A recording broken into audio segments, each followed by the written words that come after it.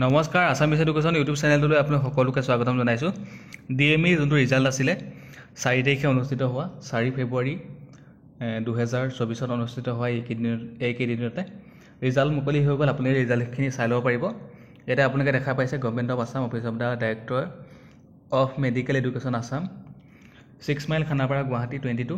এটা ডেটটো আপোনালোকে দেখা পাইছে ওপৰত 8/2/2024 8 ফেব্ৰুৱাৰী 2024। এটা ৰিজাল্টখিনি মুকলি হৈ গ'ল। আপোনালোকে ইয়াতে ৰিজাল্টখিনি চাই ল'ব পাৰিব। আপোনাৰ ৰোল নাম্বাৰটো আপোনালোকে নিজে চাই ল'ব। মই ডেছক্ৰিপশ্যনত এই PDF-ৰ লিংকটো দি দিম, আপোনালোকে চাই ল'ব পাৰিব।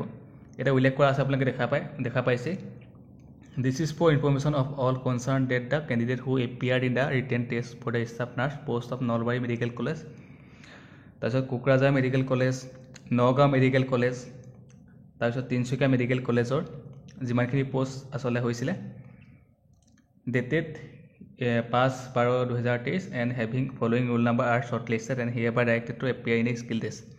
So তলত দিয়া যিমানখিনি ৰোল নাম্বাৰ আছে তেওঁলোক সিলেকশ্যন হৈ গ'ল, তেওঁলোকে স্কিল টেষ্টৰ কাৰণে এপিয়াৰ হ'ব লাগিব। চ' আপুনি ডকুমেণ্ট ভেৰিফিকেশ্যনৰ কাৰণে আপোনালোকে যাব লাগিব তাতে, গোটেই আপোনালোকৰ অৰিজিনেল ডকুমেণ্ট সহ লৈ পেলাই। এতিয়া ৰোল নাম্বাৰখিনি আপোনালোকে চাই ল'ব পাৰে। এই PDF-টোত 12টা পেজ আছে। এই 12টা পেজত মই ডেছক্ৰিপশ্যনত দি দিম, আপোনালোকে চাই ল'ব পাৰিব ৰিজাল্টখিনি, ৰোল নাম্বাৰখিনি। ইয়াত দেখা পাইছে আপোনাৰ গোটেই ৰোল নাম্বাৰখিনি দিয়া আছে। 12টা পেজ আছে। এই 12টা পেজ আপোনালোকে চাই ল'ব নিজে, আপোনালোকৰ নিজৰ ৰোল নাম্বাৰটো। চ' যোন চিলেক্ট হ'ল আপোনালোকে কমেণ্ট কৰি জনাব, আৰু সকলোকে যোনখিনি চিলেক্ট হৈছে তেওঁলোকক মোৰ ফালৰ পৰা অভিনন্দন জনাইছোঁ, তেওঁলোকে কমেণ্ট কৰি জনাব। চ' আজিৰ ভিডিঅ'ত ইমানখিনি আছিলে। বহুত ভাল খবৰ, কাৰণ সোনকালে ৰিজাল্টটো মুকলি কৰি দিলে। আৰু যোনখিনিয়ে নাই পোৱা সেইখিনি একো চিন্তা কৰিব নালাগে, তেওঁলোকে ভালদৰে পঢ়া শুনা কৰি আকৌ এক্সামটো দি যাতে পাছ কৰে, সেইটো কামনা কৰিছোঁ। ধন্যবাদ।